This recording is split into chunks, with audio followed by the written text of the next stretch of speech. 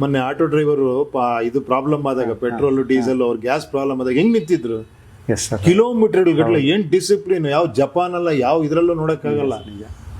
ಒಂದ್ ಸಣ್ಣ ರೋಡ್ ಮಧ್ಯ ಬರುತ್ತೆ ಅಂದ್ರೆ ಅಲ್ಲಿ ಗ್ಯಾಪ್ ಕೊಟ್ಟು ನಿಂತಿದ್ದಾರೆ ಅಷ್ಟು ಉದ್ದ.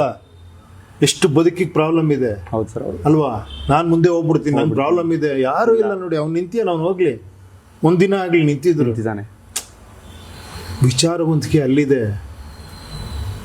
ಅವ್ರನ್ನ ನೋಡಿ ನಾವು ಕಲಿಬೇಕು ಡಿಸಿಪ್ಲಿನ್. ಕಾರಲ್ಲಿ ಓಡಾಡೋರು ಹೆಂಗಂದ್ರೆ ನುಗ್ಸಿ ಬೈಕೊಂಡು ಇದ್ ಮಾಡ್ಕೊಂಡು 5 ನಿಮಿಷ ನಾವಲ್ಲಿ ಲೇಟ್ ಆಗಿ ಹೋಗ್ಬಿಟ್ರೆ ನಮ್ಗೆ ಆಗ್ತಾ ಇಲ್ಲ. ಬಟ್ ಅವ್ರು ನೋಡಿ ಬದುಕಿಗೋಸ್ಕರ ಹಂಗೆ ನಿಂತಿದ್ದಾರೆ. ಏನ್ ಹ್ಯಾಟ್ಸ್ ಆಫ್ ಅಲ್ವಾ? ನಿಜ ನಿಜ ನಿಜ. ಅವ್ರನ್ನ ನೋಡಿ ನಾವು ಕಲಿಬೇಕು ನಿಜವಾಳು. ಅಂಥವ್ರು ಬರಬೇಕು, ಅಂಥವ್ರು ನಿಂತ್ಕೊಬೇಕು. ಆ ಇನ್ನೋಸೆಂಟ್ ಹೃದಯಗಳು ಬಂದು ಎಲೆಕ್ಷನ್ ನಿಂತ್ಕೊಬೇಕು. ಅವ್ರು ವರ್ಕ್ ಮಾಡಿ ತೋರಿಸ್ತಾರೆ. 1 ಲಕ್ಷ 1.5 ಲಕ್ಷ ಸಂಬಳ ಕೊಡಿ ಅವ್ರಿಗೆ. ಅಲ್ಲ ಸರ್, ಯಾವ ಲೆವೆಲಿಗೆ ಕೆಲಸ ಮಾಡ್ಬೋದು ಲೆಕ್ಕ ಹಾಕೊಳ್ಳಿ. ಇನ್ನೋಸೆಂಟ್ಸು. ಇನ್ನೋಸೆನ್ಸ್. ನಾನು ಹಂಗೆ ಮಾಡ್ಬಿಡ್ತೀನಿ ಹಿಂಗೆ ಮಾಡ್ಬಿಡ್ತೀನಿ ಅನ್ನೋರಲ್ಲ ಅವರು. ಏನು ಹೇಳಿ, ಕೇಳಿ ತಿಳ್ಕೊಂಡು ಜನ ನನಗೆ ಸಂಬಳ ಕೊಡ್ತಿದ್ದಾರೆ, ನಾನು ಇದನ್ನು ವರದಿ ಒಪ್ಪಿಸ್ಬೇಕು ಅನ್ನೋ. ಏನು ಗೊತ್ತಿರೋದು ಬೇಡ. ಸಂವಿಧಾನದಲ್ಲಿ ಏನು ಇಂಜಿನಿಯರ್ಸು ಡಾಕ್ಟರ್ಸು ವೆಲ್ ಎಜುಕೇಟೆಡ್ಸ್ ಬರಲಿ ಅಂತ ಬರ್ದಿಲ್ಲ. Yes sir. ಏನಿಲ್ಲ, ಅವ್ನ ಕೆಲಸ ಹಾನೆಸ್ಟೇ ಕೆಲಸ ಮಾಡ್ಬೇಕಷ್ಟೇ. ಅವ್ನ ಸಂಬಳ ತಗೊಂಡು ಇಲ್ಲಿದ್ದಾರೆ ಓದಿರೋರೆಲ್ಲ ಪ್ರಜ್ಞೆಯಿಂದ.